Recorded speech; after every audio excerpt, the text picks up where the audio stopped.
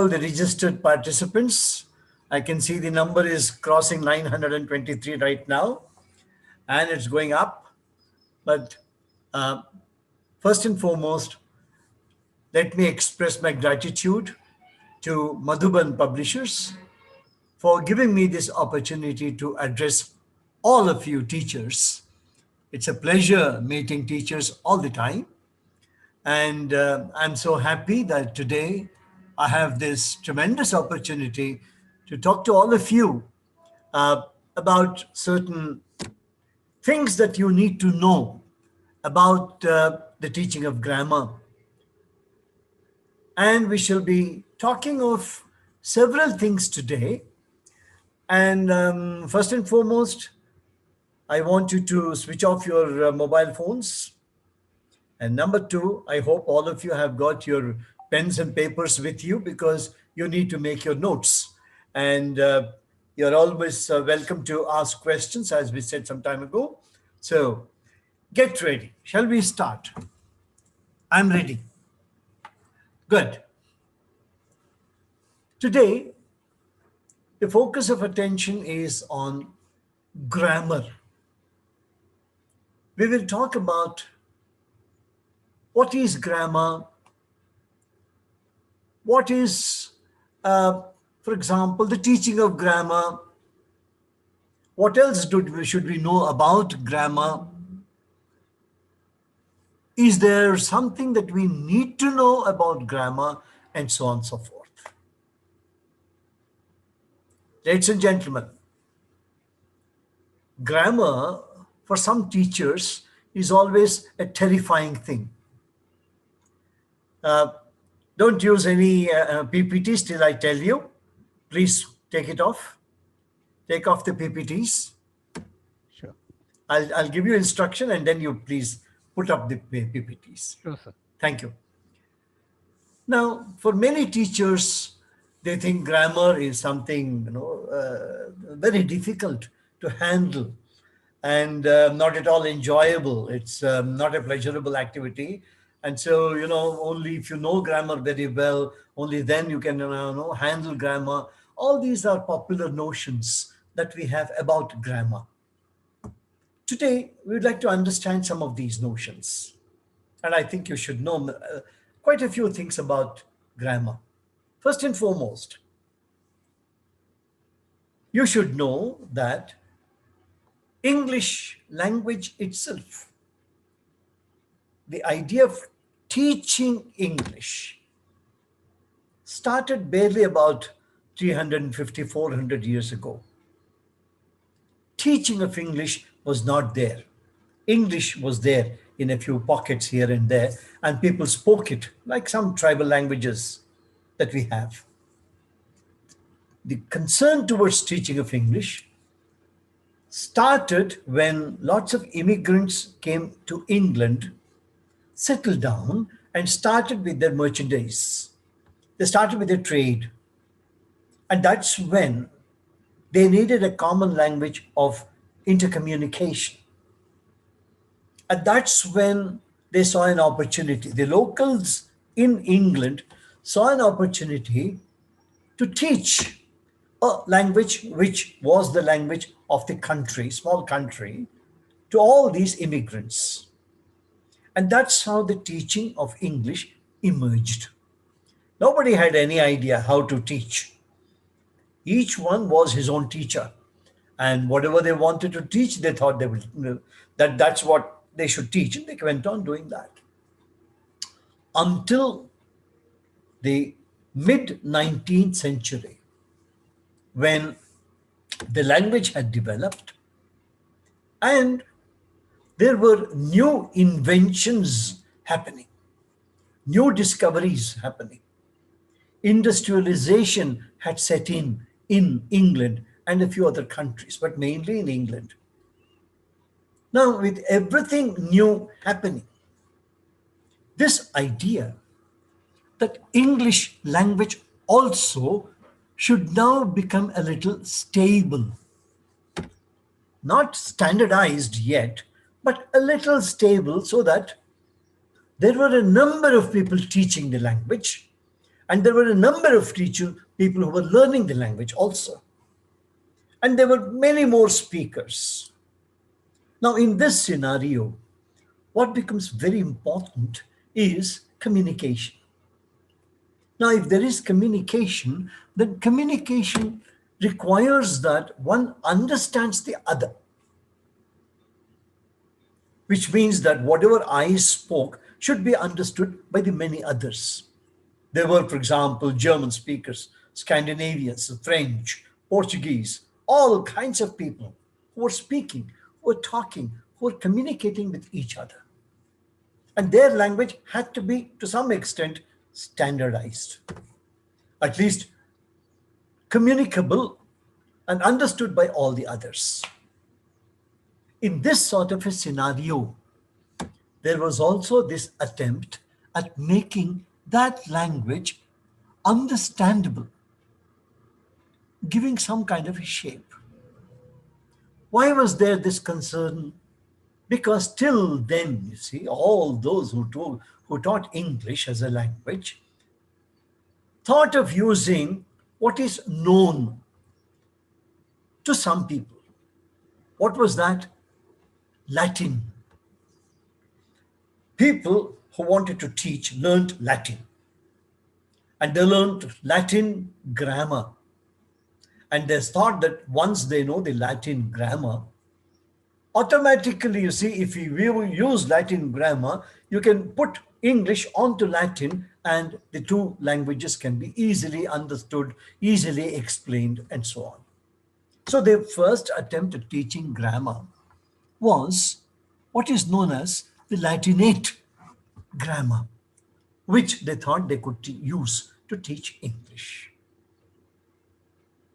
But Latin is a different language family.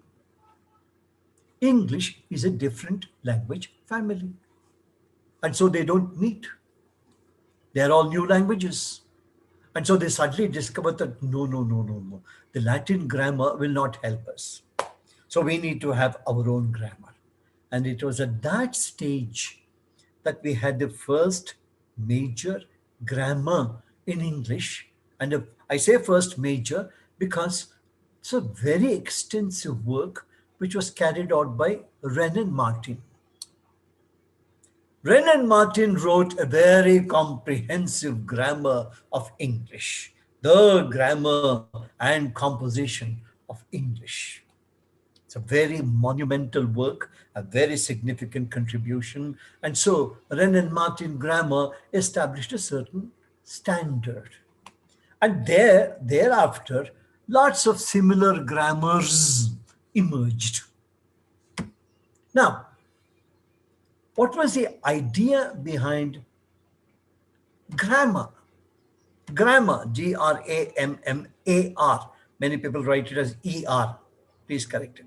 Gramma. What is the idea of grammar? What does it mean basically for us? And what should we understand by the idea of grammar? We will see the first PPT now.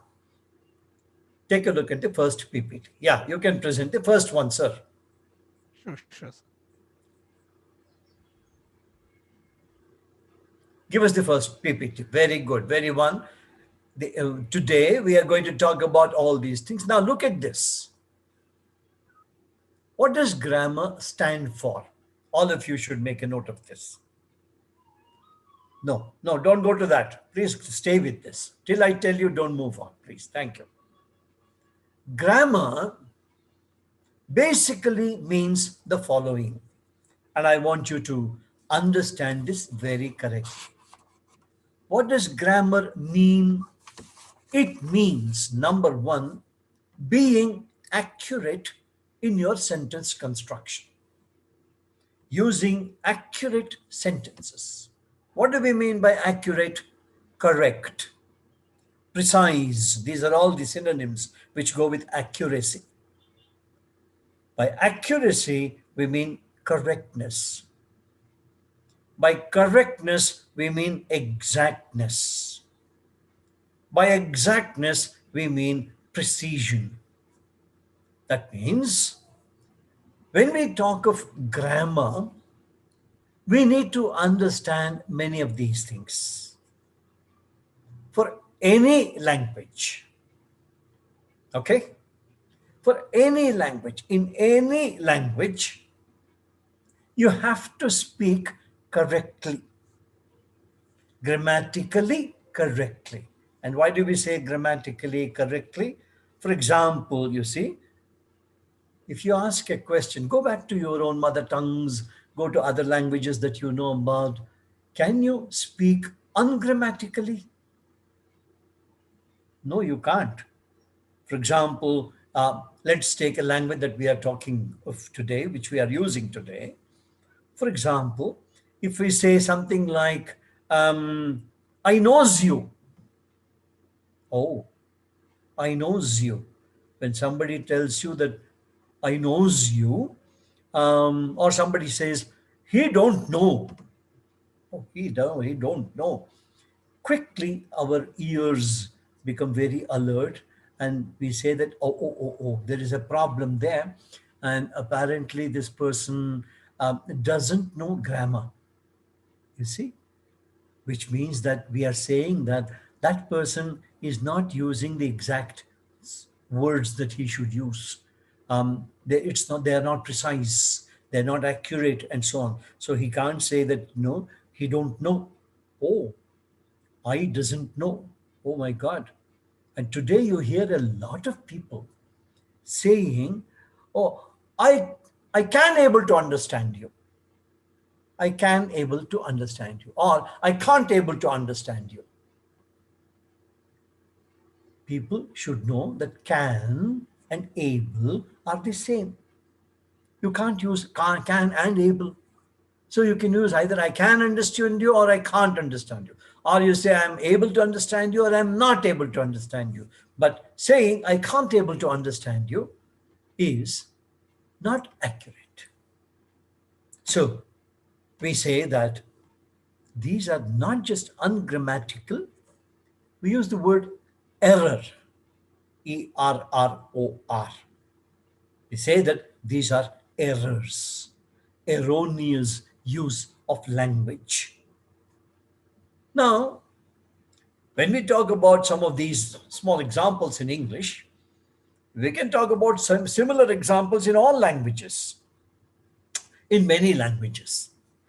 In other words, everybody, whoever speaks a language, might end up using ungrammatical sentences. In other words, there can be errors in all languages. Error making is therefore possible in all languages. And why are we talking of this? We are talking of this because native speakers do not accept errors.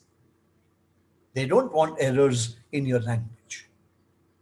Whether you are talking Tamil or Malayalam or Telugu or whatever language you are speaking, no native speaker of that language will accept you if you speak ungrammatical sentences. You agree? Yeah. So we cannot. So if you want to talk about grammar and its importance, the first thing we must remember is if you want to say that I know a language, I use a language, then that means that I know how to use that language without making errors. And therefore, teachers, when all of us as teachers, when we focus our attention on grammar, what we are actually saying is that we are trying to make sure that when our learners use the language, they do not make any errors. Do you understand? So, by saying that I'm teaching my children grammar, I actually mean all these four things: accuracy, correctness, exactness, and precision. So, in other words, we want to say that when we speak or when we write, which is more complex, whenever we use language, our language should be grammatically correct. Let's keep this idea for a minute. Let's go one step further. Keep the same PPT. Don't change it. Let us ask ourselves a question about us. All of us have learned language.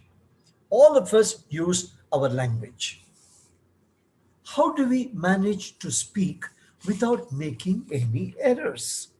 How do we manage to speak very correctly is what we want to understand now. Let's look at the next PPT, which talks about language L1, L2. Let's have that PPT on. No, not this. Yeah, no, not this. Yes. Please keep this for some time. Yeah, no, not. Yeah, keep this. Please keep this for some time. I want you to know these two terms because all of us are language teachers, all of us are concerned with language and language teaching and using language. I want all of you to understand L1 and L2. As you can see on the screen, very simple, straightforward. L1 is the first language, or what we call mother tongue, and L2 is second language. We'll come to L2 in a while. Let's stay with our L1, which is our mother tongue. Language 1 is what we call the mother tongue because we understand that for the child, the first language of communication is supposed to be with the mother, and the mother and the child talk to each other. And when they talk, there is communication, and the child responds. And continuing with the child's response, the mother also responds. And so they continue a conversation, a communication, a talking, and there is total understanding. And therefore, we say that the first language of communication for the child is supposed to be with the mother. And so, whatever the mother's tongue is, tongue here doesn't mean not that, it means language. Whatever is the mother's language, we say is the child's language. And therefore, we say mother tongue. We use the term mother tongue. So, we learn the first language, and L1 is the first language. Now, if L1 is the first language, then L2 automatically is the second language. But at this point, ladies and gentlemen, all of you should note this. When it comes to teaching, in the language of teaching, what we call the language of pedagogy, not pedagogy, pedagogy, teaching, we say that any language which is not my L1 is my L2. Repeat, any language which is not my L1 is my L2. A very important statement. And therefore, if L1 is my mother tongue or first language, L2 is my second language. And why are we saying L1 and L2 at this point of time? Simply because we want to say that, for example, if we take a language like English, English is not our L1. English is not the L1 of our learners. English is also not the L1 of us teachers. And therefore, for us as well as for the learners, English is our L2. So, the learners are learning English as L2. They are learning English as L2 from us teachers. Who are we? We are also people who have learned English as L2. And so, the learners are learning English as L2 from teachers who have also learned English as L2. And the teachers are now teaching English as L2 to learners who are also learning English as L2. The learners are therefore learning English from us teachers. And we teach English, and what we teach is what the learners learn. What the learners learn is the teacher's English. Okay? What the teacher teaches is what the teacher knows about English, in English. Now, if the teacher's knowledge of English is good, no problem at all. But if the teacher's own knowledge of English is not very good, not very satisfactory, then the learner's knowledge of English also will not be very good. Why not?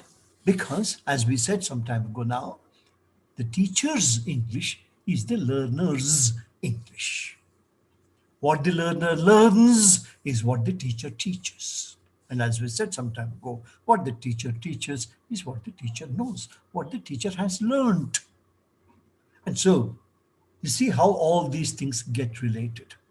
And so, we say, if you want the learner to learn good reading skills, then it means that the teacher also should have good reading skills. If the teacher has good reading skills, has read well, the learner's reading also will be good. Vocabulary development in the learners will mean that the teacher's own vocabulary has developed very well.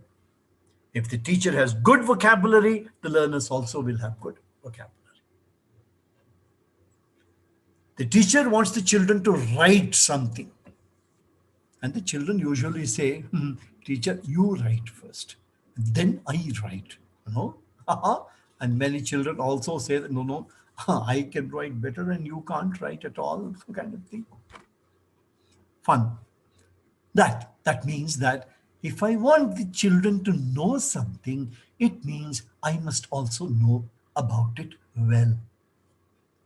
Therefore, to conclude this, if I want my children to be good at grammar, to use language correctly, precisely, accurately, it means my own language, my own grammar should be good, should be accurate, should be precise, should be correct, cannot be ungrammatical, and so on. You see? That's why we have this discussion on L1 and L2. So, a lot depends on the teacher, and the teacher needs to know quite a lot. And so, by grammar, ladies and gentlemen, let's conclude this discussion. All that we mean is that if we are able to use language correctly, accurately, precisely, etc., that means we are aware of grammar. How can we say this? Look at your L1. How did you learn your L1? Is your own L1 ungrammatical anytime? Unless the speaker has a problem in the mind, unless the speaker has some kind of an organizational problem, whatever. Otherwise, all of us speak our L1 accurately. We don't make grammatical errors there. Even if you slip some, those are slips, slip of the tongue. Just miss something, miss some word or miss some pronunciation or whatever it is. But those are slips. They are not errors. Errors are things done ungrammatically without any knowledge. I don't know what else, and therefore I make errors. Those are serious things. In our L1, we never make errors. Why not? How? The answer is, in our L1 learning, understand this very well, in our L1 learning, we are helped by the environment, by the contexts, by the various people using the same language, by various people using the language in various contexts. We hear all these things.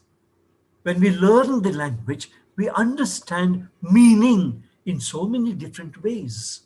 from so many different speakers, from so many different users who use language in so many different contexts, in so many situations. And they teach us how to use our tone of voice, intonation. They teach us how to make the sentence correctly. They also teach us how to use the most appropriate question in that situation to that right person. They also teach us how to answer, how to respond. In other words, if you look at our environment, we have what we technically call, and this is what you must remember, we call exposure. Exposure. When we learn our L1, ladies and gentlemen, remember, we have all these things with us. Number one, we have exposure to the L1, not just from the mother, but from the entire context, from the entire environment. We have plenty of opportunities for practice, practicing our L1 very well. Okay. It is the environment where we grow up which helps us pick up the language. And most importantly, we use L1 a lot. In other words, there's a lot of use of language. So, when we therefore think of our L1, look at the advantages we have when we learn that language. And it's because of these languages, these advantages, that our language learning is what we call natural. It's a natural way of learning language. In other words, to conclude this discussion on L1, and before we go into the grammar of L2 and things like this, ladies and gentlemen, I want you to understand that learning of L1 is what we call a natural method, a natural way of learning a language. Now you can imagine whether we can really think of, L2 and the learning of English. Is it possible to learn English the way we learned L1? Is it possible? You'll have to think about it. Probably it is possible. As we said some moments ago, look at all the advantages we have when we learn our L1. The situation we are in, the family members, visitors, uncles, aunts, grandparents, neighborhood, everybody using the same language in the same street, in the same colony, everywhere. And look at that advantage where so much of language is available to us. So the question is, can we learn English L2 in a similar way, in a similar manner? Yes, it is possible, provided we create such an atmosphere, such an environment where everybody is speaking in English, obviously.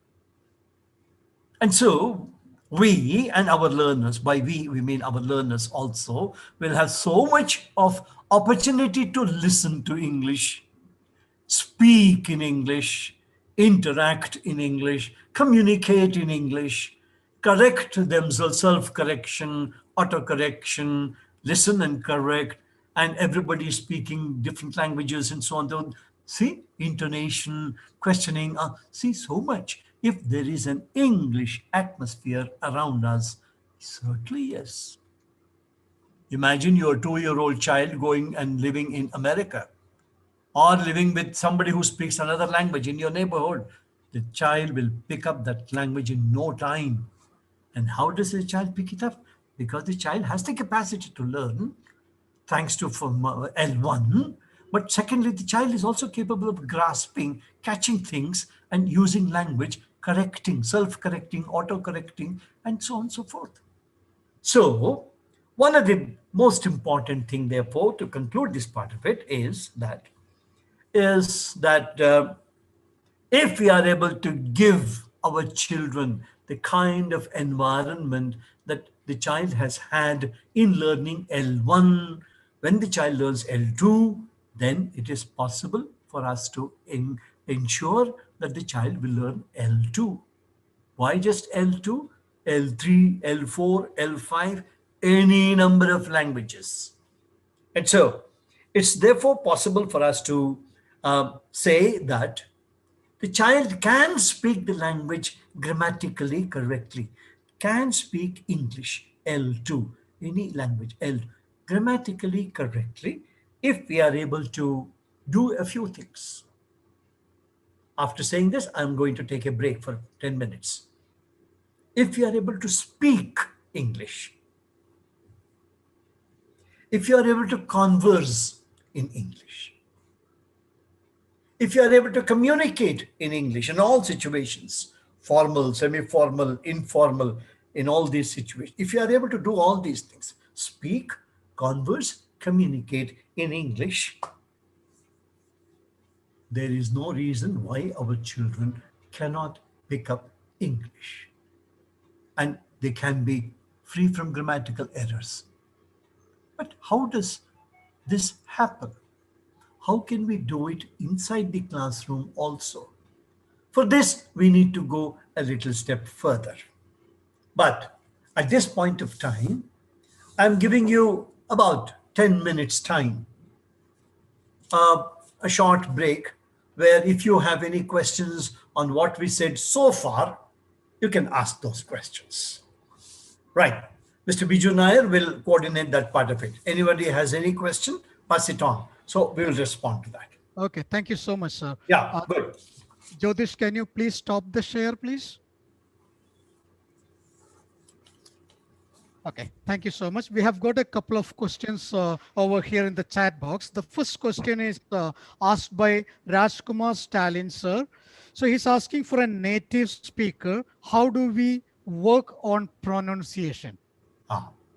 For a native speaker, remember, all of us, even if you take, even in our own L1, our pronunciation will differ from place to place, etc., etc. But that's not the issue. The issue is that we want to have some kind of a standard pronunciation, even for a native speaker. It is possible. It's okay. So, which means that if the concern is towards standard pronunciation or good pronunciation or the pronunciation of a native speaker, remember, we used the word exposure some time ago. We used the word practice some time ago. We have used the word environment. In other words, Mr. Raj Kumar Stalin, it means that we need to have all those facilities so that we have a native speaker like pronunciation. That means that we need exposure, we need practice, we need all kinds of environment, and then it is possible for us to have a native speaker like pronunciation. Not impossible, it's possible. Okay, great, sir. Thank you so much for that explanation. And we have here, actually, it's not a question. Shelly Ann, ma'am, she has just mentioned that her mother tongue is English. That means we have a native speaker over here. So I would Oh, just beautiful. request Shelly, ma'am, if you have any questions, please, you may ask. I would request you to unmute yourself and ask if you have any questions with sir.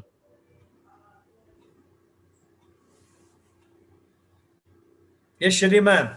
First of all, such a pleasure having you, a native speaker of English. So nice. Welcome to you, ma'am. For you, any other language, Tamil will be your L2 or Yeah, Malayalam will be your L2. Tamil is my L2, I think, sir.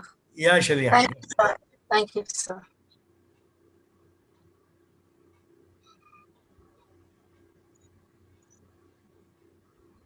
Ma'am, we are not able to hear you.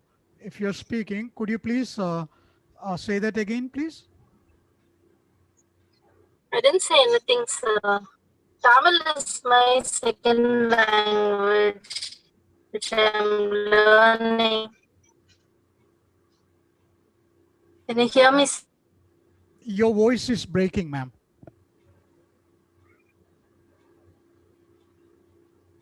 think there's some difficulty in the audio then, sir.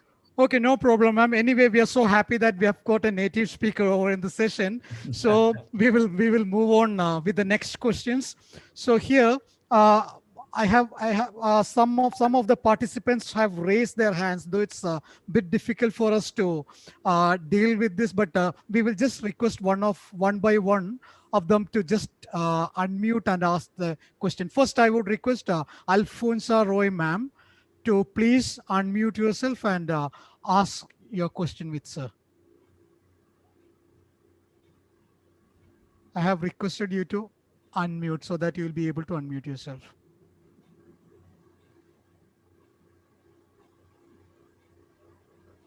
Alfonso, ma'am?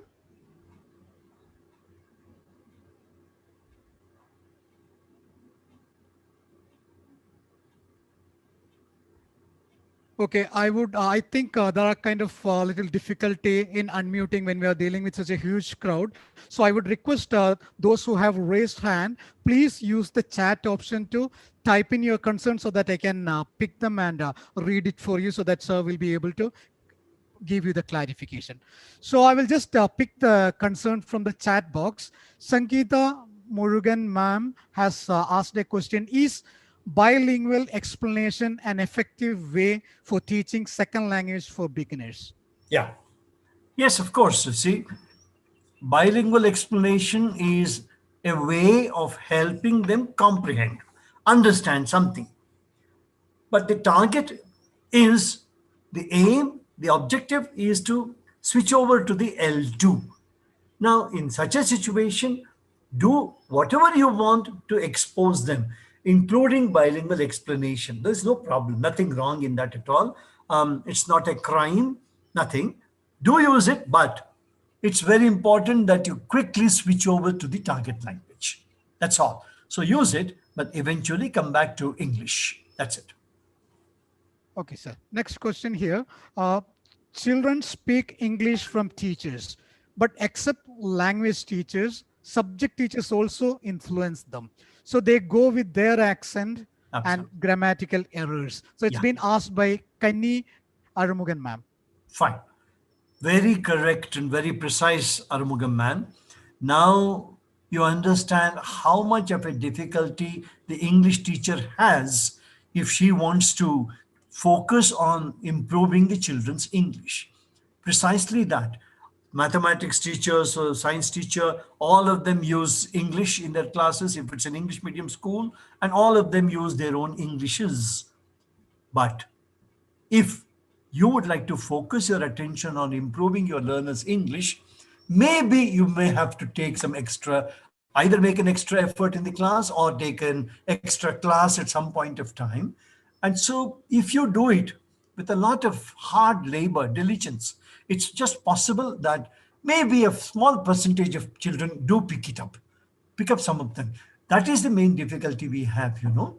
You want children to learn this language, but they can't because there are other speakers also who speak the language differently.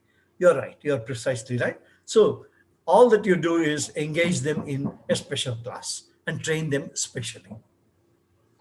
Thank you, sir. I hope this concern is clear for ma'am. So the next question is from Sagita Anand, ma'am. Ma'am has asked, how do we help first generation learners? Yes. Helping generation learners is always a problem because we expect a lot of support from the environment, as we said some time ago. We assume that there's a lot of support. But the lot of support that we expect may not be there for English for those children who are first generation learners. Not in their immediate context, not in their immediate family, not even in their neighborhood, nowhere. Which means that these children will need special attention from us, and these children will need special classes, and these children will certainly take a longer duration of time. So, therefore, ma'am, thank you very much for asking this question. You need to be a little more patient. You need to understand their context, and you need to help them more slowly, and don't torture them with too much of English. They need to pick up the essentials, the basics in the language, and they will keep asking you everything in their mother tongue, which is fine, no problem at all. But you need to drill them in the basic sentences of communication, asking questions, answering things, and over a period of time, it may take them 1 year more, 2 years more than the other rest of the class to cope with English. So be patient and help them in the best way possible, and that's all that you need to do, man. Thank you so much, sir. So Jivita Shivaprakash ma'am has asked a question over here. English grammar is difficult for some learners. So is there a special way to work with those learners to teach grammar? Are we talking of special learners, No, it's learners not. with special difficulties? No, it's not. Some students they Some find it children will difficult have. to, yeah. Yeah. Ask Sangeeta ma'am to wait for the next half of the presentation. Maybe she will get some ideas there. Sure, sir. Sure, sir. And I can see a lot of messages over here that your pronunciation, your explanation, everything is excellent and it's very clear. I'm just skipping all those messages because of the time constraint. I'm moving to the actual questions only. Okay. How do we correct our pronunciation? This Yeah. question is being asked by Gopinath, sir.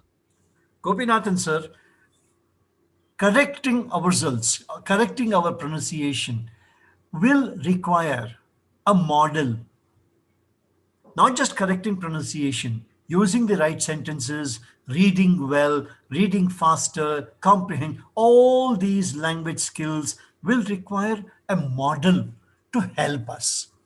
We can't self-correct all the time. No, we'll be repeating mistake again and again, and that's not a good thing.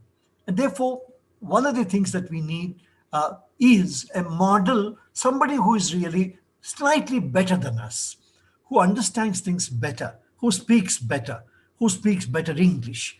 And that is the kind of person who can help us with all this correction that we need, better pronunciation, and so on. See, that's why I kept emphasizing the fact that for the children, the teacher is the model. Now you understand, which means that whatever the children want to learn, whatever the children should learn, for many children, as somebody asked some time ago, first generation learners, for many of our children, there can be no English other than the English from the English teacher in the English class, in the English hour on the timetable. Ladies and gentlemen, you must understand this. If we also don't speak English in the English class, just imagine the disaster. Even that little English is gone for the children. And therefore, you see, that's the only way we can learn, when we use a model. And we are the model for our children. Very true, sir. So we'll move on to the next question. Basima Said ma'am has asked this question: how to work on spelling in elder children above grade 7? Spelling requires practice. Everything requires practice. Just understand this. When you learn L2, if we need to learn anything in L2, it requires space, it requires time, it requires practice, it requires a lot of repetition, it requires help, correction, and things like this. Spellings are always a problem in English, simply because English is a very odd language. It's not like our languages. Our languages are very straightforward. What we speak, we write. What we write, we speak. So we don't make much of a difference at all. So in English, spelling is a new thing. And whatever is new will need more exposure, more practice, more rehearsal, and more support. Not at all, madam, you cannot help it. It's a time consuming thing. So you have to spend a little more time and make them write, make them understand, make them speak, and come back to it every 15 days and so on. I think we can go into the rest of the discussion now. Biju sir, Yes, sir. we can Thank you. come back to questions again. Yeah, sure. So I have questions from Nivedita ma'am and Priya Darshini ma'am. So I would like to combine these two questions because it's somewhat similar. So the questions are: give some tips to improve the communication. And the other question: do we have any website or source which corrects our pronunciation?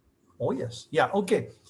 First of all, to improve your pronunciation, improving communication skills will mean you have to communicate. You can't stand in a corner and watch everything and hope to communicate. No, you have to jump into communication tasks, get into communication activities, get into every situation which demands communication. You have to volunteer. Remember that. You have to push yourself. Nobody will bother about your communication skills if you don't push yourself. You have to do it yourself. Take part in all these activities, right or wrong. And very soon, as you observe others, you will also learn how to correct yourself and become much better. In other words, communication skills can be improved only by communicating. That's all. That's it. So I'll come Great. back to more questions later on. Yeah. Yeah, great. Websites, we Great, will sir. talk So we about have websites later. Yeah. okay. Okay. Great, sir. So we have many questions left. So shall we continue answering the questions, or shall we proceed with our presentation and keep the questions for the final question answer session? Final session. Final session. Okay, Let's go fine. ahead with our presentation now. Sure, sir. My presentation. Sure. Jyotish, could you please share the presentation?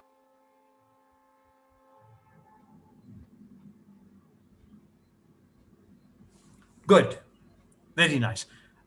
Get back to the please get back to the PPT which says deductive method versus inductive method. Next one. Yes. This one. Keep to this one for the time being. So, ladies and gentlemen, I'm now taking you through one step further. How do we understand grammar? How do we begin to understand grammar? There are two ways through which we must understand grammar. You're all fairly clear now about L1, L2, and environment factor, all these things we have discussed. There are two ways of understanding grammar. One is what we call deductive method, and opposed to that is what we call the inductive method. Next PPT, please. That's right. Good. Thank you.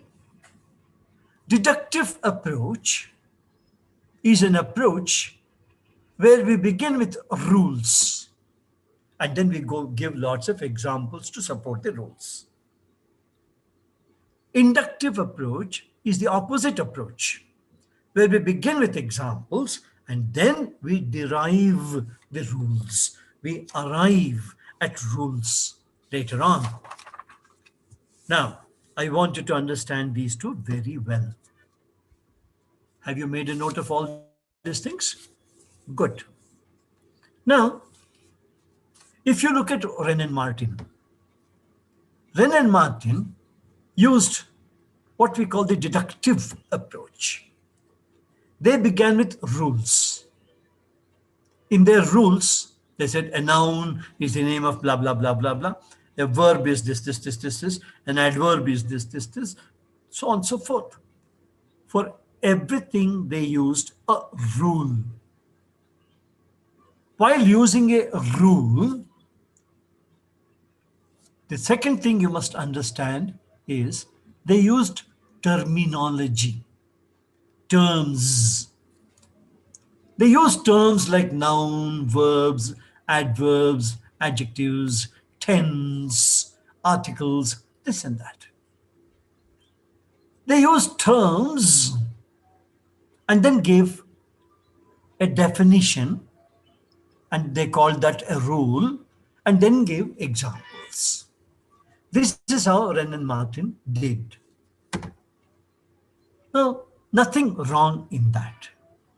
But the only thing is, they wrote it in 1863, which is more than 100 years old. And they wrote it in a language which was in use then, 100 years old. That's not even our grandfather's, probably grandfather's father. So it is 3-4 generations before us that Wren and Martin wrote their grammar. Now that language existed then. It was okay then. The rules and examples were okay then. Do we still use those language? Do I say, for example, thou shalt rememberst? No, I don't use that language any longer. That was the language that was in use so many years ago. We have moved away from that. And so, similarly, grammar also, our understanding of grammar also should change. Now, why should it change? It should change because we have got this idea now that L1 learning, first language learning, is a natural process. And today we have got this idea. Can we try learning of L2 also on the same lines as learning of L1? Can we try it? Yeah. Now, when we learned our L1, did our mother, when the mother talked to you, did she say that today I will teach you nouns? Tomorrow I will teach you verbs. And then day after tomorrow, adverbs. Did the mother say any of these things? Or anybody, when we learned our L1, did anyone tell us about rules and then examples? Did they use a deductive approach? No, they did not. So, but then how did we rule? How did we learn L1 using language correctly and so on? We learned it through a natural process of exposure, etc., etc., that we have said, where we automatically learned to use language correctly. How did this automatic thing happen? That is because we had some idea in our mind which told us that this is how you use language. And this mind guided us to use the right kind of sentences. And that is what we call a very natural way of learning, not from rules to examples.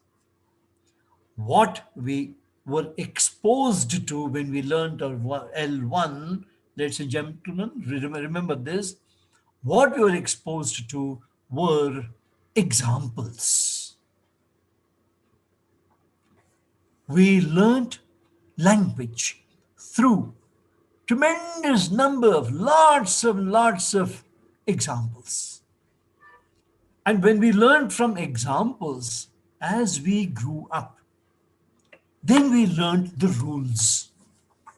Then we wanted to say, for example, when we learned our mother tongue, L1, we didn't know how to say, the child doesn't know how to express in the past. For the child, everything is present. Now the child will begin to observe that I'm talking about yesterday, day before. When did it happen? It happened yesterday.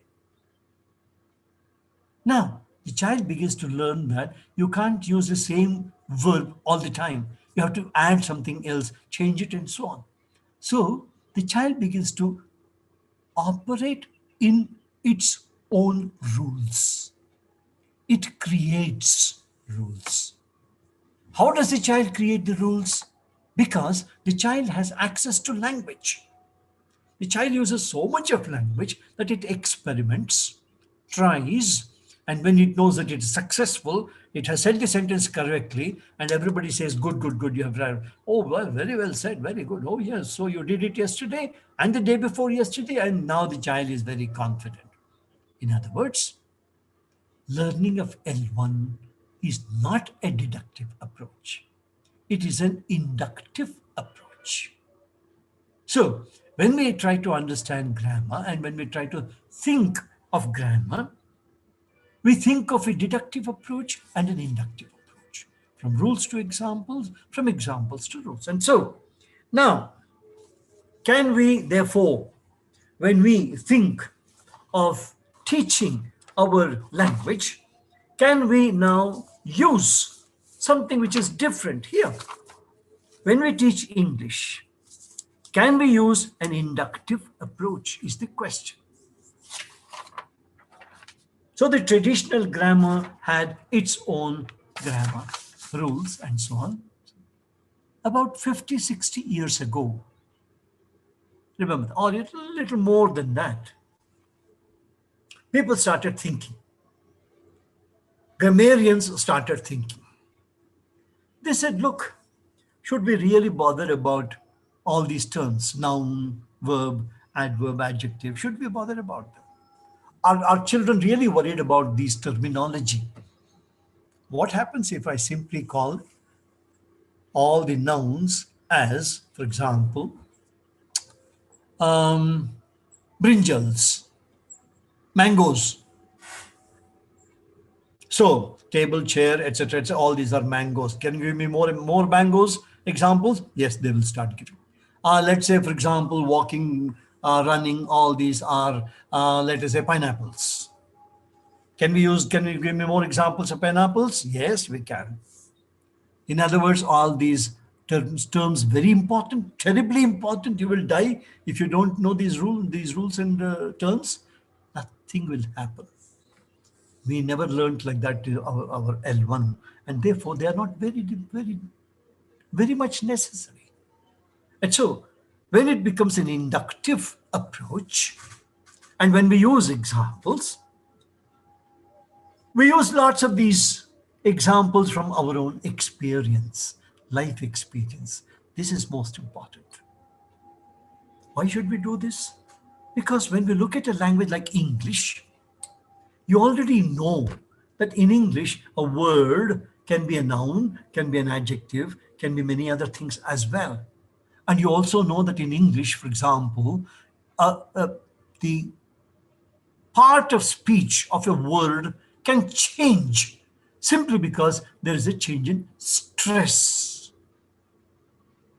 For example, when you have a word like content, okay, so the moment you use it as a noun, for example, you say content, and the moment you use it as a verb, you use it as content. In other words, the same word has different pronunciations and different rules and different parts of speech in a language like English. And you can look up the dictionary and you can find lots of such examples and so on. So when the language is so different and so complex and have functions in so many different ways, should we bother about rules? Can we apply the same rule always? No, we can't. Can we apply the same pronunciation always? No. For example, they say that if you take a word like apple, they say A for A, P for P, LE for La, and S. So can you say apalasa for apples? No, you can't, because it's apples. And the same A, when it is used in the word ART, is no longer A, but it is ah. And so can we use the same rule all the time, that all words will have the same pronunciation? No. In English, you can't. Maybe in other languages, yes, but not in English. And so our whole approach to the teaching of grammar, to understanding grammar, is now becoming different, in the sense that English is a very different language. It's a totally different language. It's so different that, for example, you see, when I use a word, a very simple word like eat, and say I eat, and yesterday I ate, and something that I have been doing for a long time, I have been eating. And when I want to talk about tomorrow, for example, I'll say I will eat. I will eat this first and then. So this and then and so on. Oh, I ate ice cream and then went for dinner. Or I went for dinner, I ate a thali and then came down to ice cream. You see, such complex sentences. Now, is it important to use such sentences in our lives? Or is it important for us to stop there? Or give me a past tense.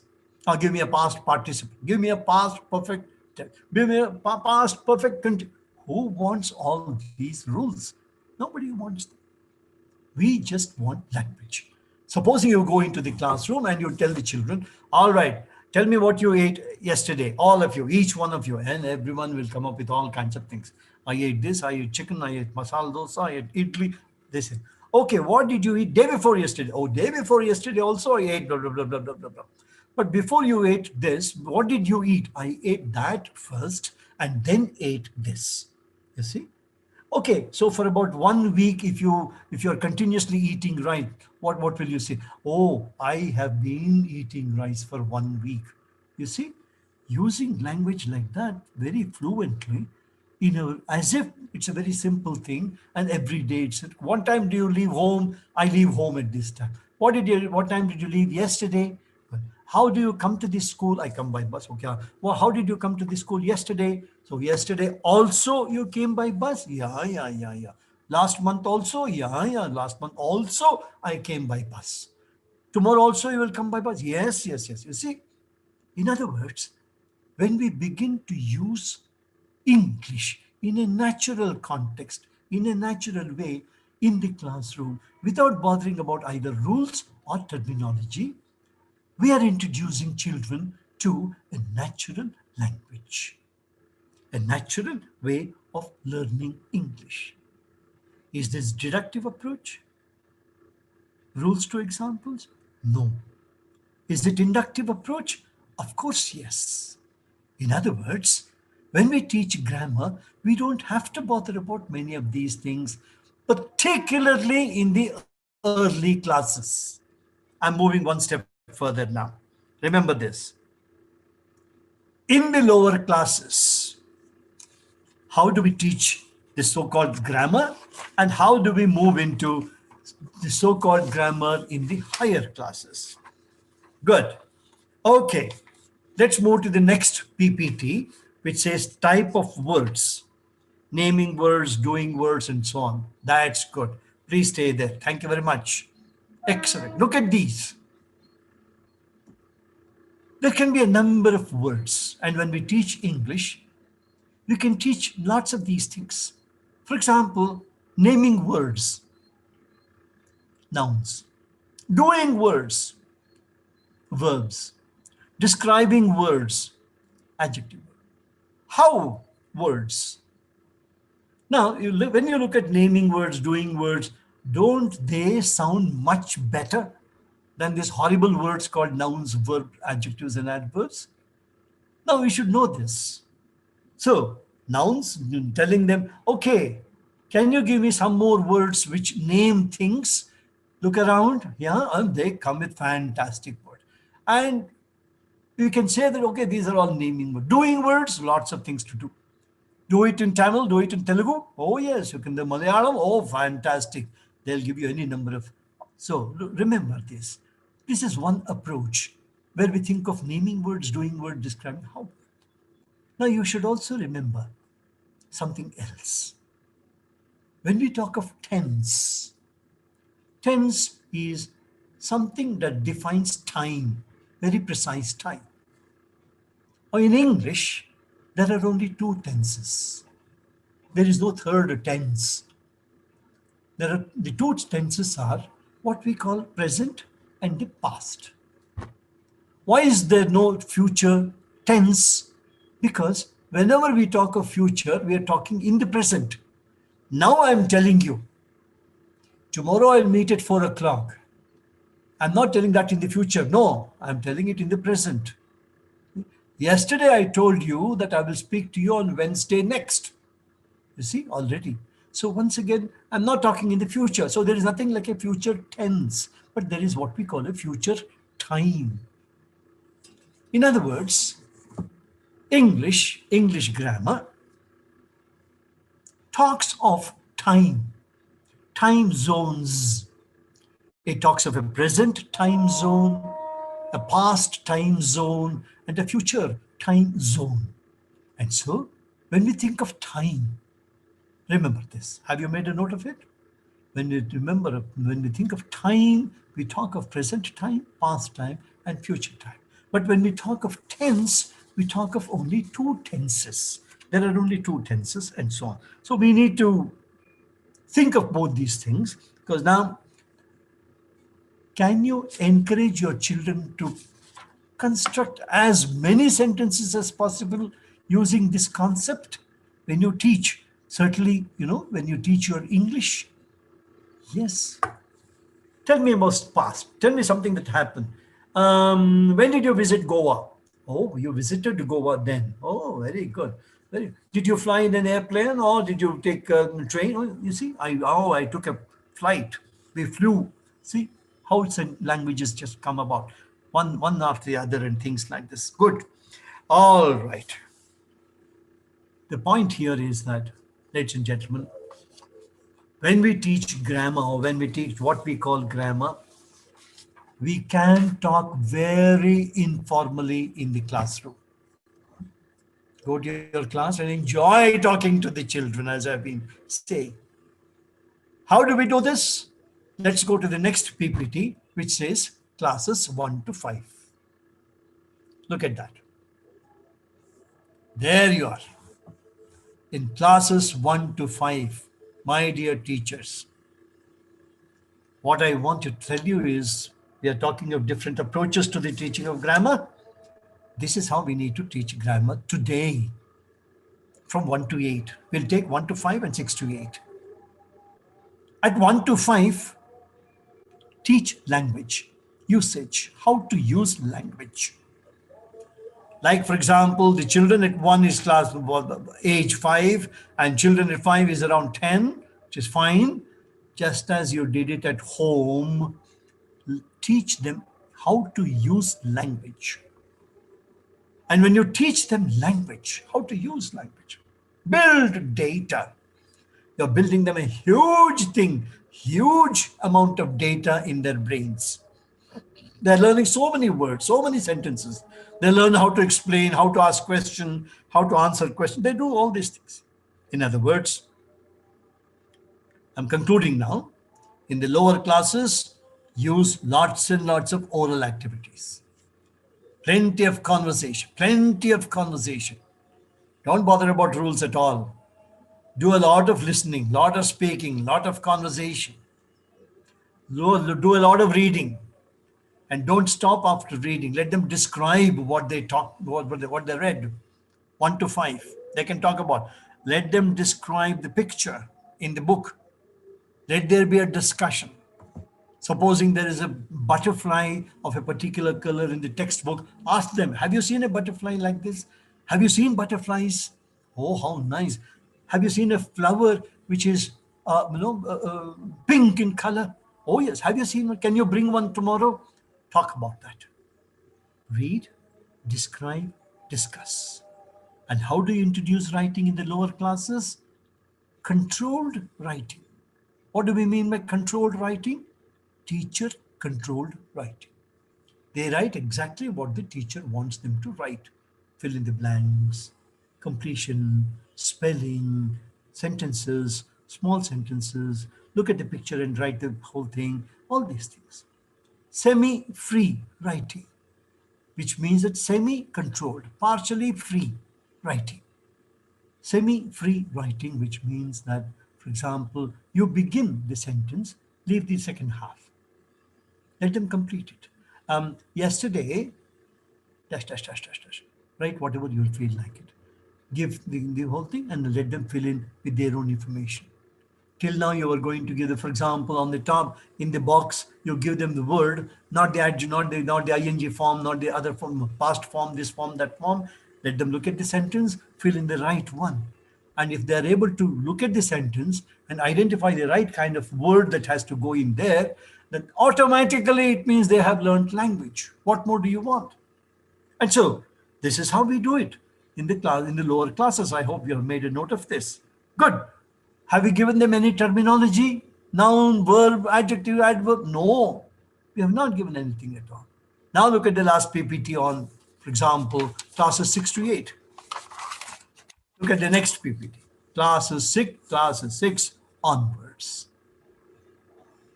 Because you have given them a lot of data, my dear teachers, now you can teach them rules. And how do you do that?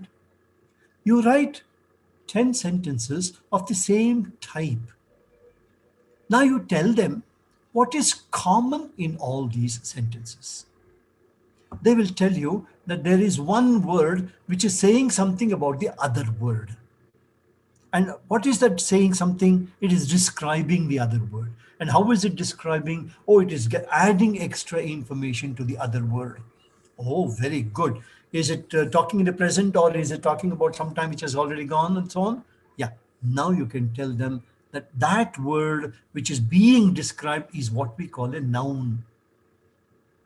And that word which is describing that noun is what we call an adjective. Now you can give them. Now all that you can do is now write 20 sentences of this kind.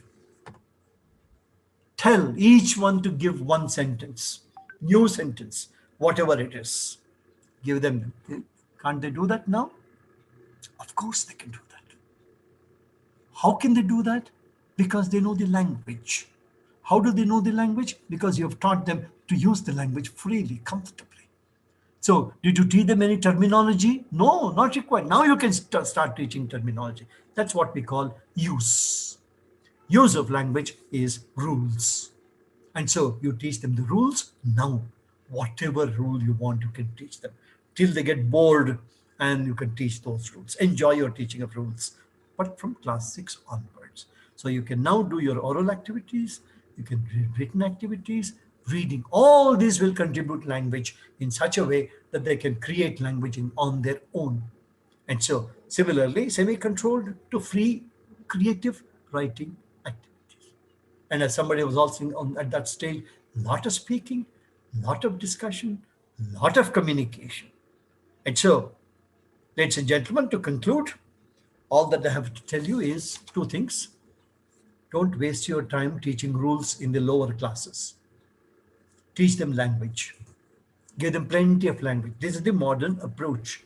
Current approach is to give them lots and lots of examples. Why should we do this? Because today we are thinking that L2 teaching should be very similar to L1 learning. And if L2 teaching is very similar and close to L1 learning, learning English as L2 becomes that much easier. Grammar teaching becomes a very easy thing.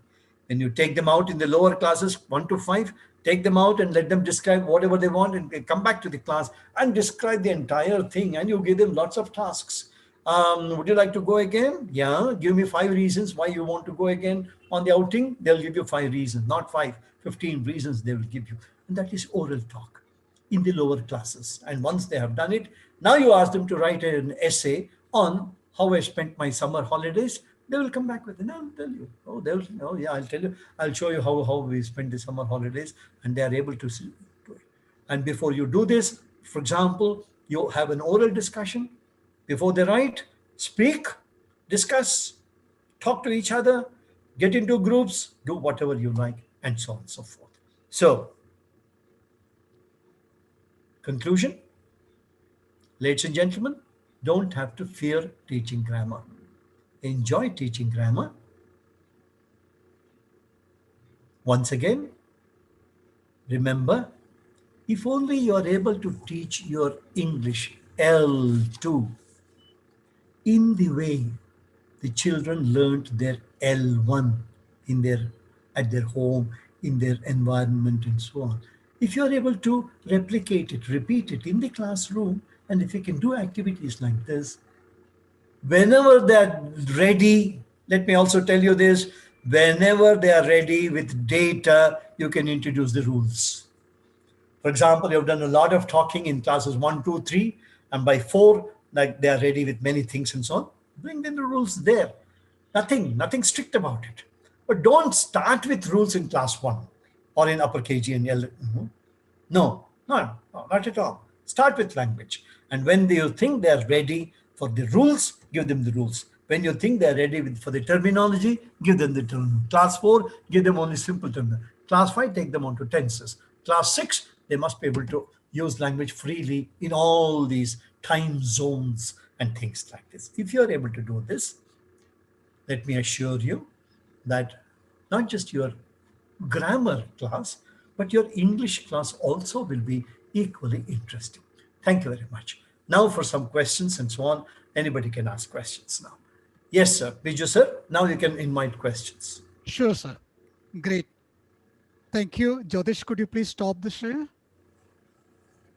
Okay. Now I'll start picking the questions from where we stopped, but I'm sure most of these questions were posted before we started with our second session, and I'm sure many of these concerns were already addressed in your second session. I will just pick one by one anyway, sir. You can just yeah. So the question, Arun Priya ma'am, has raised a concern how to control grammatical mistakes while writing. Writing is, as they say, exact. But as we said, remember, if we move from controlled writing to semi controlled writing to free writing, if that is the progress we make, then that is a very good way of telling the child that this is how you write, in the sense that, for example, controlled will mean limited amount of writing in English in a limited manner, as I said. Semi-controlled will give room for the learner to exercise her or his own little thinking and add writing there. And if you're able to do this, and if the child learns to do it fairly correctly, and how do we do this? We use lots of exercises from workbooks, for example. When you look at workbooks, the workbooks are primarily meant for practice, additional practice, in addition to the textbook. Textbooks will have very limited exercises, but workbook is meant for that. And thereafter, ladies and gentlemen, if you can create your own handouts, additional handouts, or you can create cards which you can use in the school, and you can put these cards in your boxes and things like this, and take out the card and then use the examples on the board anytime you feel like it. Children will gradually gain in confidence, and writing can certainly improve in the way you want them to write. Thank you, sir. So there's a question related to the same topic. Actually, I would just read it out. How to develop writing skills of students, like essay writing, report writing, etc. Right. Each type of writing has its own style. When you teach them writing, in addition to correct sentences or correctness or maintaining grammar, in addition to that, there is something called style. Style is related to organization, use of special language which is appropriate to that context of writing. If you're writing a letter to the commissioner of the municipality, that is one type of writing. If you're writing to the tour organizer, well, that's another type of writing. So this is where the issue of style comes in. My dear teachers, writing requires a lot of supervision, a lot of help. One good way of teaching writing, whether it's essay or whatever it is to have pre-writing discussion. Remember this. Supposing you want them to write on a particular topic or choose any one from these 5 topics, it's very important that you discuss. And discuss what? In the writing, what type of words will be used? What type of tense will be used? Should it be an essay or should it be a dialogue? If it's a dialogue, how many characters, etc. But if it is an essay, then how do we organize it? Organization will mean that there's a proper beginning, there's a middle, there's an end, and there's a good conclusion there, and things like this. In other words, please do not give the topic and ask them to write what they like. That's a different activity. But if you're training them to write in the classroom, my dear teachers, take one topic, train them.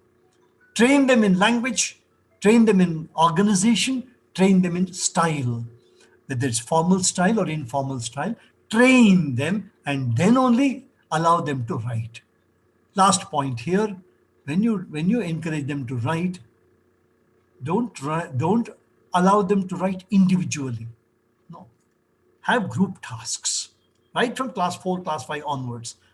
Let them write in groups. A group sits and produces one bit of writing, and that is read out to the rest of the class. And you have only 10 such groups in the classroom, and you have only 10 corrections to make and give it back to the groups and things like this. So in the initial stages, encourage a lot of group work and then come down to pair work and finally into individual writing.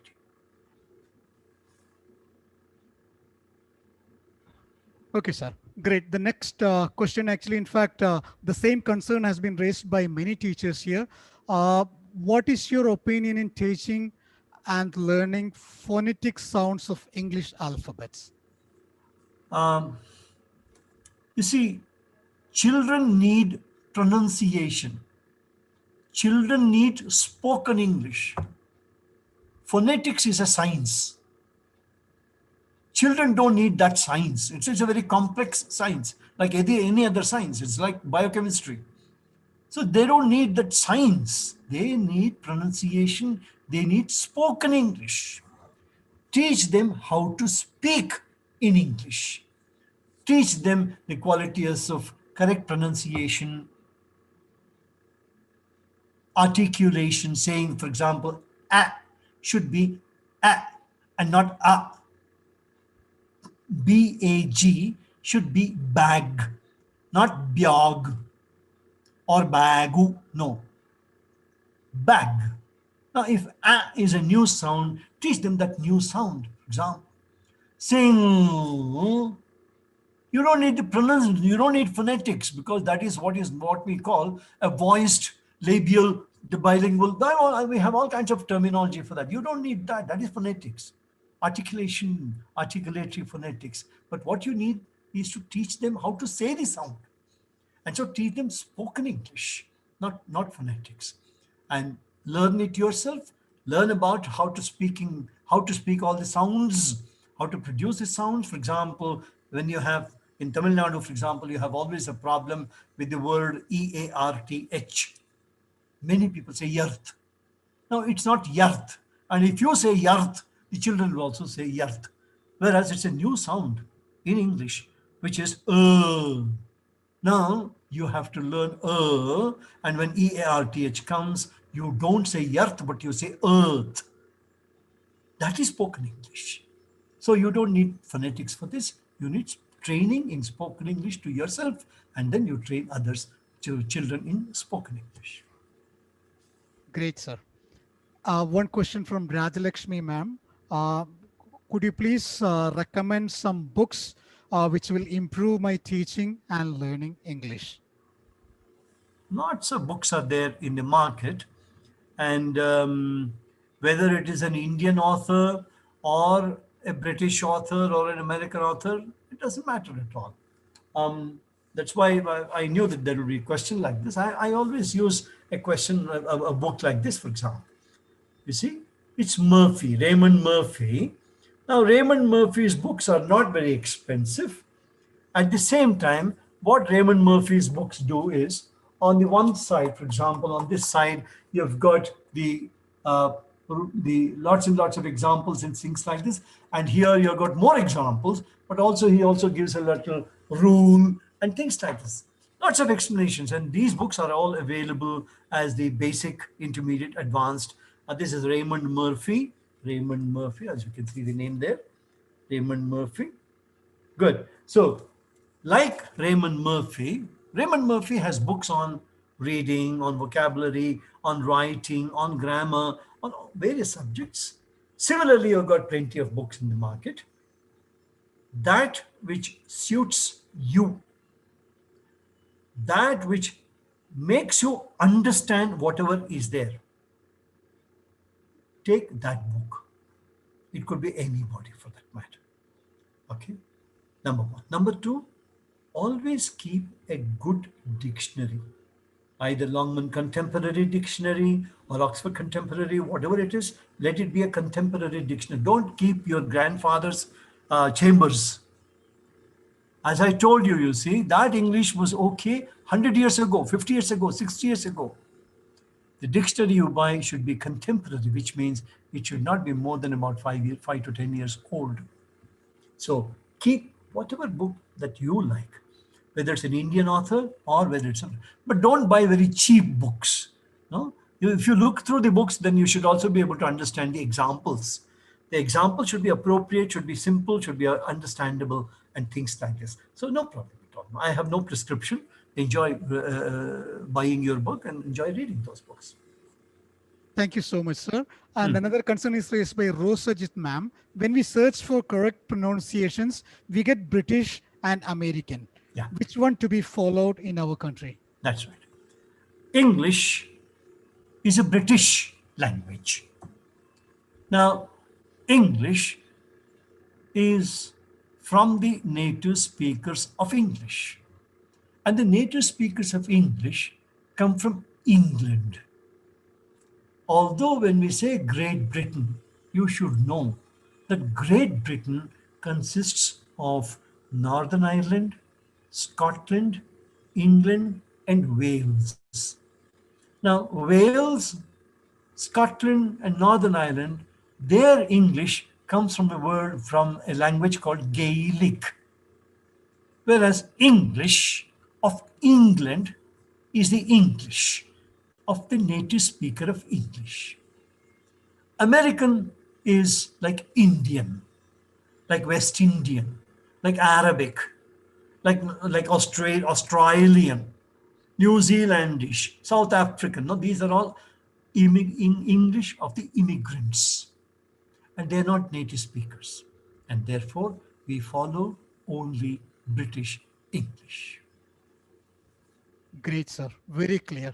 So the next concern is Veena Srinivas. It's a long. I'll just read it out, sir. Namaste. Grammar that is prescribed in the private textbooks is sometimes found to be in bits and pieces, and by that I mean there is no cohesion on the way they are structured.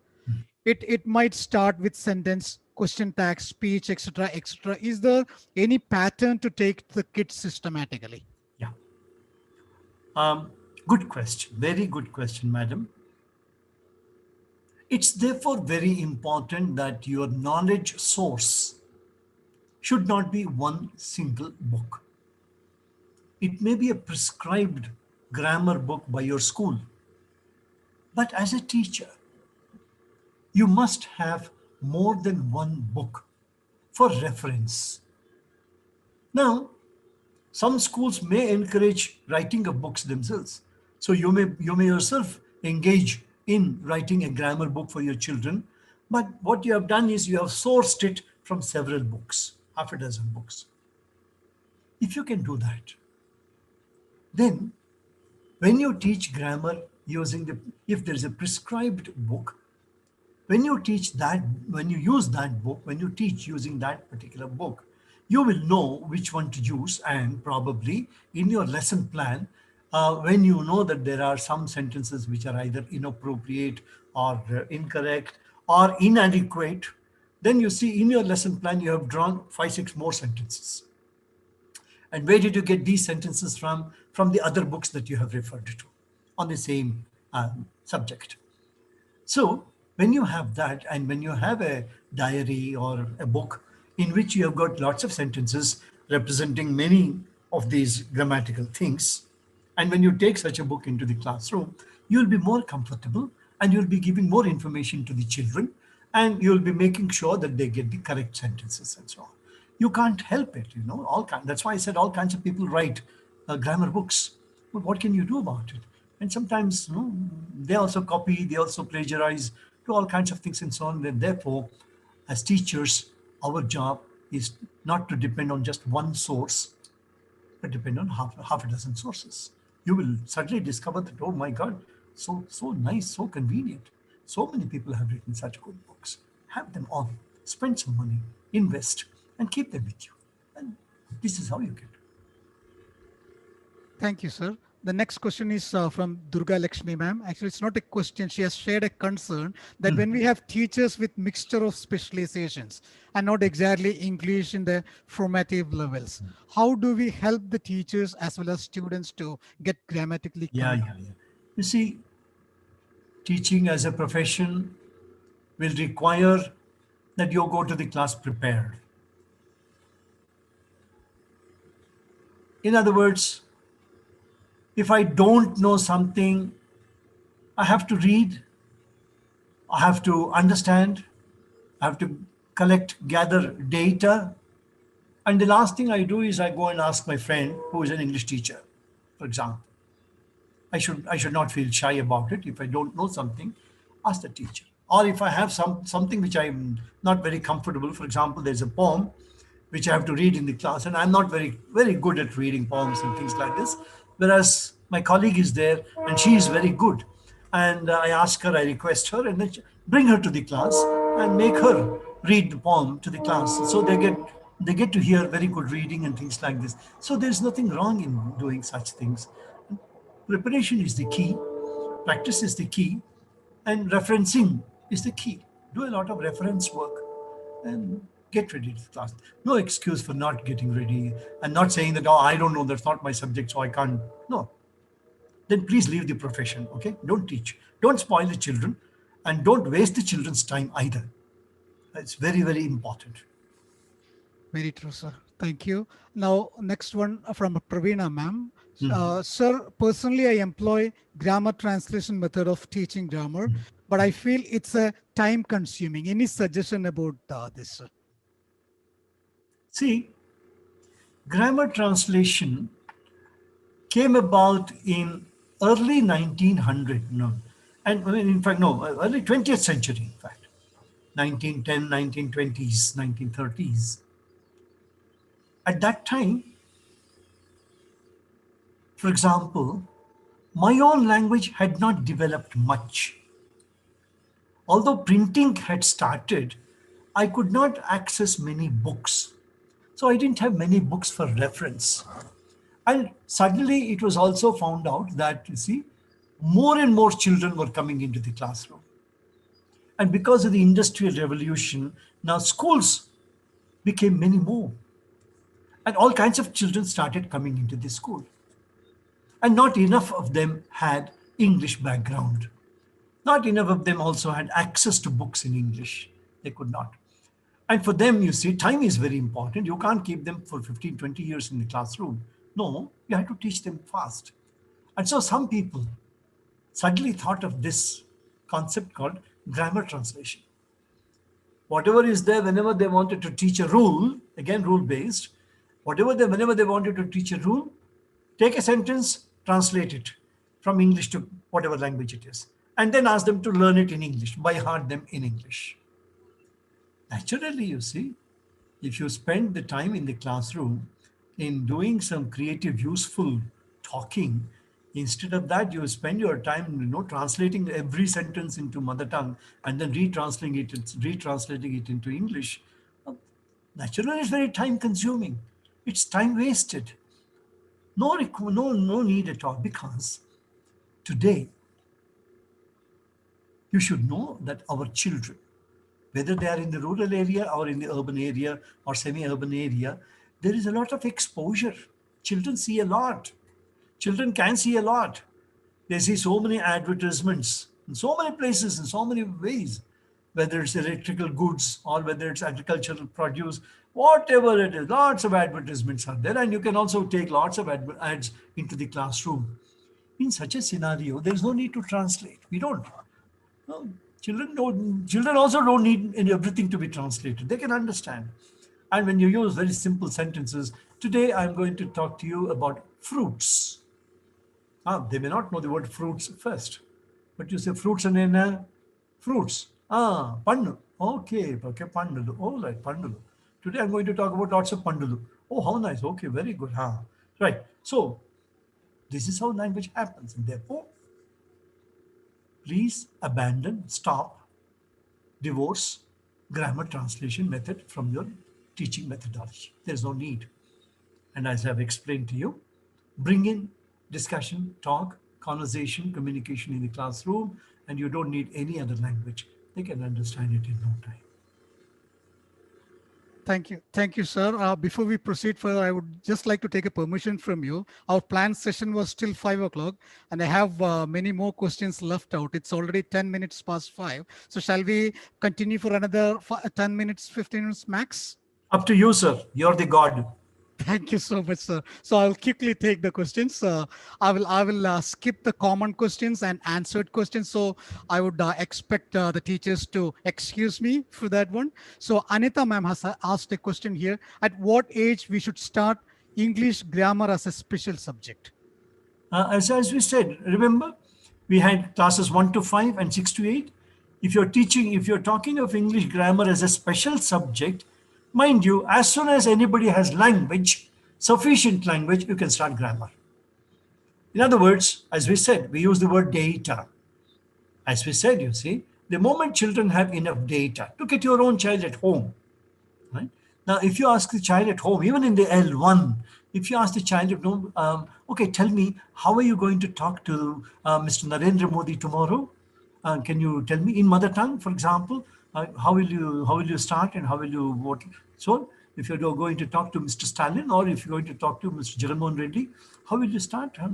The child will stand up and give you the formal thing in L1. It uses a special language. How can you use that special language? Only when you have sufficient language as a background data. So this is not possible by a 4-year-old child. This is possible only by about 10-year-old child, 11-year-old child. So 9, 10, 11, that's when they have enough data, and that's when you can teach grammar formally and as a special subject.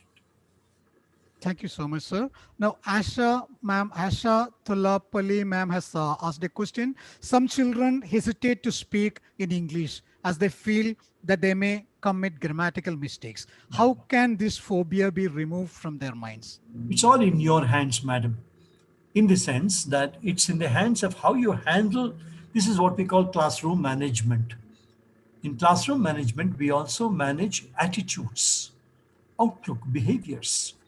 For example, if you have continuously encouraged children in your classroom to speak and speak fearlessly and not bothered about grammar or anything, but communicate whatever they want to say in a complete sentence, in whatever way they can.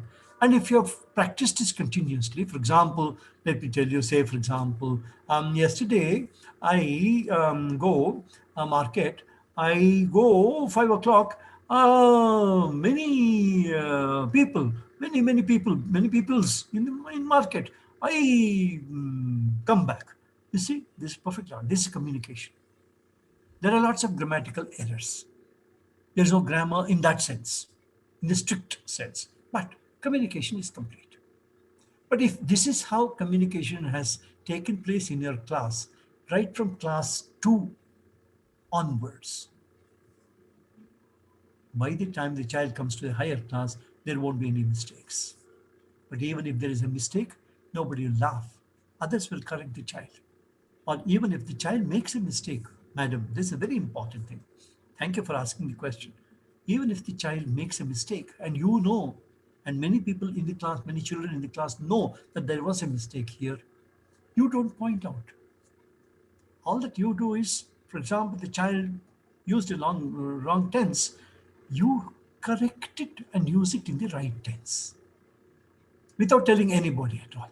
Oh, so the child says, actually, what I want to explain was, and so on. So what I wanted to say was. So there's no. So what you do is, oh, you wanted to say that, and you use the right sentence, and the child unconsciously, quickly understands that it made a mistake, and others also do that, and you know that you see, you have handled the situation very diplomatically, and nobody will laugh. In other words, it's all under your control, madam. The way you control at home when the child makes a mistake and how you control that in the presence of other children is the same thing you have to do in the class also. That's it. Very rightly said, sir.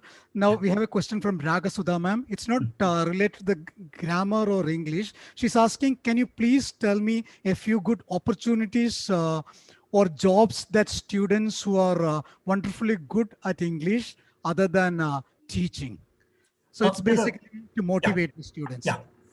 Mind you, there can be textual knowledge, there can be communicative skills, they may be very good thinkers, organizers. They could be good performers, artists, and so on. Madam, the most important thing is for you to help the child in career counseling, help the child understand its basic needs. If the child is good at something and the child is able to articulate that, ma'am, I want to become a painter. Okay, go ahead. And but then you have to do this kind of a training and go to the local painters, train them, do whatever you can. In other words, from about class 9 onwards, give them this idea. They must now begin to think of their own future and what line of study they would like to take in the next stage. So from 9 to 10, and at 10 they are very sure what they want to do at class 11 and 12. But at 11 and 12 again they might change and they might want to specialize in something else. And plus two plus the undergraduate courses are something which are very, very crucial, and so let them have. But one of the important things I always say, this is by way of what I want to say, answer your question. But another thing that I want to tell all of you is to encourage your children to learn a foreign language right from class 10 onwards. Once they pass class 10, when they come to plus 2, encourage them to learn a foreign language, any foreign language, German, French, Arabic, Japanese, Chinese. Let them learn any of these languages, but let them learn one language, because learning a language can have two advantages. Because when they learn a language, new language, if they learn for about 3 to 4 years, they will they'll be equivalent to graduation. And once they finish, they come to second year degree. If they have started at plus 1, plus 2, first, second, by the time they come to second year degree, they already start teaching that language elsewhere. They will be asked to teach, and then they can become an interpreter. They can become a translator. In other words, there are so many other options available. And mind you, the more skill sets they have, and not just one, not just academic degree, not just one, but the more skill sets they have, the better will be job opportunities. Yeah. Great, sir. We have reached our second last question today. In fact, I can see floods of thanking messages over here. So we gratefully accept all those things. And unfortunately, because of the time constraint, we can't read and the names and messages one by one. So I'm directly going to the question. The second last question that I have received on the YouTube channel, that while writing comprehension, many students fail to score marks in synonyms and antonyms. Yeah. How can we improve them? That's it. That's all. It's a question of lack of knowledge. That's all. You see, it's not that the synonyms and antonyms just can, you can drop from the sky. No, it doesn't. No. Everything has to be learned, by the way. Every word has to be learned. Atmanirbharata has to be learned. You don't get it just like that. Modi ji has used it, but then now we have to learn it. So if you want to know your synonyms and antonyms, you better know them. If you don't know, then you will be saying something. No excuse. Learn. Yes, sir.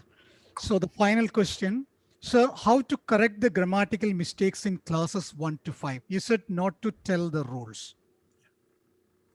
In last part of the question, please. Yeah, how to correct the grammatical mistakes in classes 1 to 5? Because you have mentioned during a session that not to tell the rules. Yeah. Thank you very much for the question. It's a very important question. Classes 1 to 5 are the most sensitive stages in a child's life. A lot of learning, a lot of motivation, a lot of desire to learn more will take shape and in those classes, because children are very sensitive. Between ages 5 and 11, that's where they are in the pre-teen stage, and they enter the teen stages. They look for comfort in life. And comfort in life also means comfort in learning. Failure is a major setback. They don't want to face failure because they don't know how to come out of failure. You see, a young boy and girl, about 14, 15, 16-year-olds, they have faced a lot in life, and they know how to face life. Even if there is a failure, they know how to come out of it. But these little kids don't know, because they have not learned that. Our L1 teaching doesn't teach too many of negative things, unless the society they grow up in, where, for example, the father used to drink and then come home every day, and there was a big fight. If the child has learned that, it has learned that. But not every child has learned. And therefore, my dear teacher, at the lower classes, minimize errors. Remember what I told you? I said, give them controlled writing. Give them semi-controlled writing, semi-free writing. So that, why are we saying that? We are saying that because we want to minimize errors, therefore minimize failures, therefore minimize disappointment. And they're very sensitive. They're very, very sensitive. Let me tell you one thing. For many children, home is not a comfortable place. Class is a comfortable place. And there will be many children for whom teacher is a greater comforter, one who gives comfort when compared to mom, aunts, father, and many others. In such a situation, my dear teacher, in the lower classes, that's why I said thank you very much for asking this question. The child depends heavily on the teacher's emotions, on the teacher's reactions, on the teacher's approach to the child. And therefore, as a teacher in the lower classes, particularly when it comes to writing, my dear son, my dear teacher, be very cautious in what you ask for. Reduce open ended questions, reduce essays and compositions of a longer duration. Make it shorter, make it brief, so that errors will be minimum. Give clues in your answers. Give it at the end of the sentence, put it in a bracket, and then let them give the correct form there and things like that. In other words, keep the errors to the minimum. But when they come to class 4, class 5, they must learn on their own. And therefore, there are bound to be few errors, mistakes, but they know how to cope with them. And therefore, you can afford to give slightly open-ended questions. Allow them to write the question tag, or there's a statement and convert that into a question, a very simple statement, which is converted into a question with minimal errors. And therefore, maximize correctness, minimize errors. And that's how you should be very sensitive towards those children. Thank you. Thank you so much, sir. With this, our session is coming to an end. So it was so excellent, sir. Your explanation, it was so specific and very clear. And it was very informative for all the participants. We can see it from the flood of messages that is coming in the chat session. And we can see the participants also. It's almost the same number of participants available even at the end of the stage. So I would request our state head of Kerala, Mr. Biju MP, to officially propose the vote of thanks. Thank you very much. Thanks all the teachers who participated. And thank you, Vijay Nair, for your wonderful coordination. Thanks, everybody. Thanks, Madhuban. Thank you so much. Biju, sir, Thank please. you. Yes. So thank you, Viju. Thank you very much. And dear Rajagopal sir, and my dear teachers and my colleagues, especially that moderator, that Biju and Sweta also. So thank you very much. I'm really feeling very wonderful, because actually this is really a very wonderful session, sir. Because just like Biju said that there are a flood of messages are coming that the session was really wonderful, very informative, excellent. So many words are there. So I can read all these things. So on behalf of Madhuban Educational Books and my colleagues and my dear teachers, I'm extending my sincere thanks and gratitude to you for this wonderful session. So from the messages, we can see that they are really waiting for so many sessions from your side. Okay. My pleasure. My pleasure. Anytime. At your beck and call. Of course, because actually, I don't know how these 2.5 hours has gone, because actually I'm also eagerly waiting, eagerly listening your classes also. Thank you. So it was really wonderful session, sir. So our sincere thanks to you. And of course, our teachers, so many participants were there that actually 1,000+ teachers was there. And in the YouTube also, so many teachers are there. So thank you very much for all the teachers. And of course, that Biju moderated this session with the help of Sweta and Mr. Jodish from Kottayam also. So thank you, Biju. Thank you very much for this wonderful session. Also, I know that this session is really a wonderful session and a very big success also. So the participation and the work of our team members is really commendable. So thank you, my team also. So once again, dear sir, thank you very much for this wonderful session, and all the teachers also, thank you very much. Thank you. Thank you. Thank you very much, Biju sir. So I can see some requests in the chat box that many of the participants are requesting for the recorded video of today's session. So we will make sure that the link to download the recordings shall be sent to your registered email ID. In the event of anyone not receiving that, you may please contact the respective Madhuban in charge in your region. Okay, so with this, I would thankfully declare that the session is ended. Thank you once again. Thanks a lot, sir.